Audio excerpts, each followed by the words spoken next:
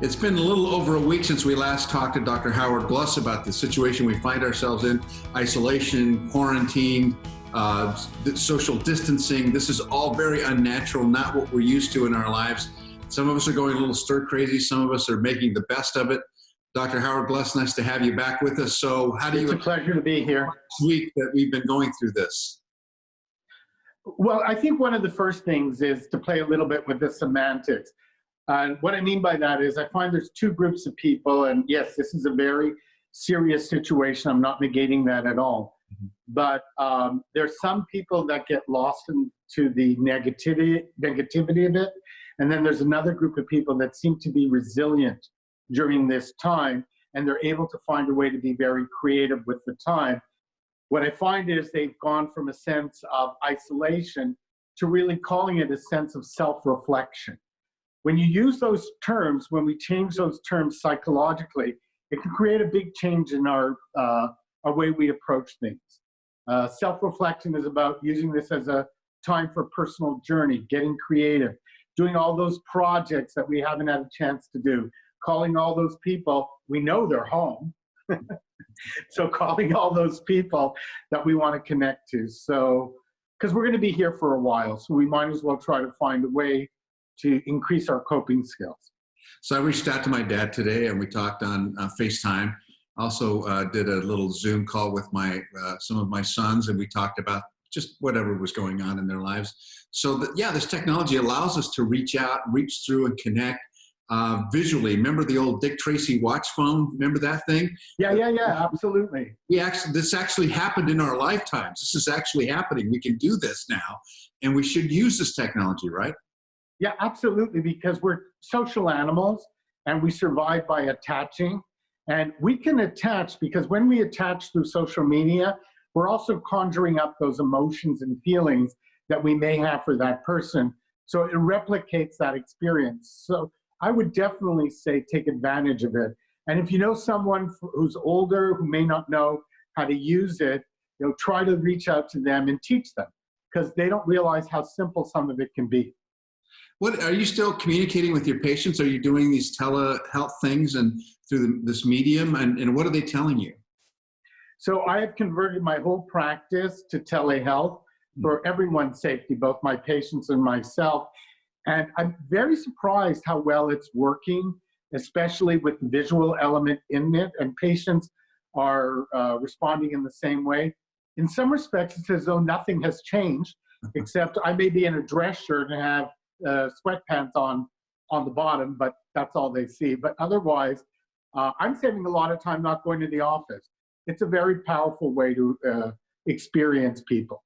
A lot of the great thinkers who are writing, all kinds of papers and writing articles that I'm reading online have a vision of a whole new awakening of culture, the way we do things, maybe the way we work or the way we interact with people, that this technology has really it's now in our face, it's now there.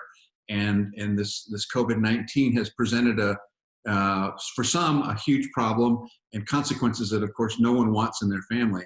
But it also presents opportunities that we never thought we could get. I think we're just at the beginning of that experience, Carlos, that I was talking to a patient today, and all she kept on saying was how interesting this time has been for her. She runs a big restaurant, and she's finding very creative ways to connect to people that she cares about and loves. And I'm hoping some very positive things will come out of this too, that we will communicate in different ways and find more efficient ways to communicate. Because when you think about it, it's ultimately a choice. We can stay in the negative, or we can try to focus on the positive. And that's going to be a lot more powerful experience.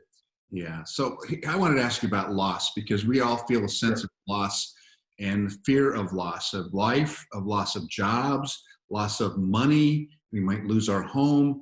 There's a lot of fear about loss. What are you telling your patients about that?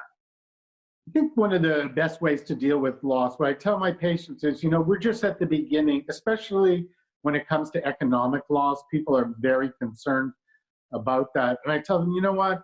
We're all in this together. As I keep saying, it sounds like the government is trying to make a move in a very positive way and understand that people will join and connect and try to find ways to get out of this in a positive way. But especially with loss, there's a sense of longing, of wanting to go back to something that was.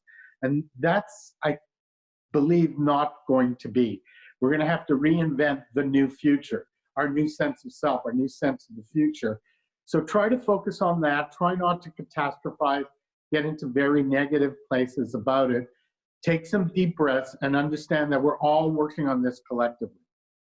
One of the tools you gave me in the last interview that we had a little over a week ago, you asked that people get into a routine and figure out a routine. So I took your advice and I started doing similar things every single day. So I get up, first thing I do is make my bed, and then I go through my routine to get ready for the day, not be slovenly, not sitting around and just be sloughing all day long in my jammies. I really felt the need to kind of organize my day through the whole day.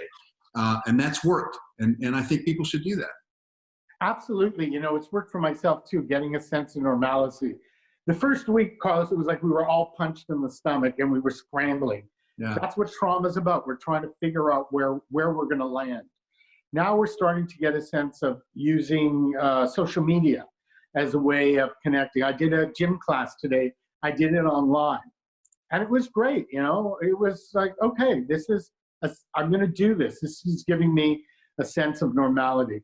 When crises like this happen, that sense of absolutism, that's what we call that. We thought the world was going to be a certain way, and suddenly it's not. It's very different.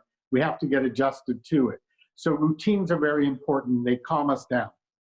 Yeah, sometimes it feels like a really bad dream, and at some point we're going to come out of it. It's surreal right now. It's very surreal. We're trying to make it real. Yeah, and the only time, because we've been isolated in our home, we haven't been outside. I haven't gone.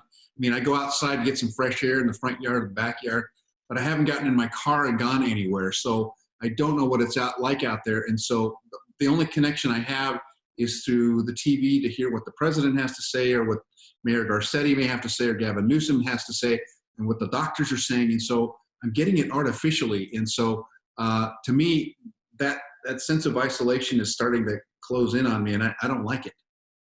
Well, what about connecting to the people that you're living with too right now? I know that you're living with other people right now. Yeah, with my daughter, husband, and your my daughter and her great. husband. Yeah. What? They're great. I've got a whole new relationship with them. Well, that's it. Use this time to reconnect, because we're always so busy. I feel like we've gone on this, collective stop. Like the universe is telling us, stop. Everyone's got to stop right now and re-examine their lives. I've had patients with children who said, I haven't spent this much time with my child in a very long time. I'm starting to connect to them in different ways. So cabin fever is what you're mentioning. It's a very big thing.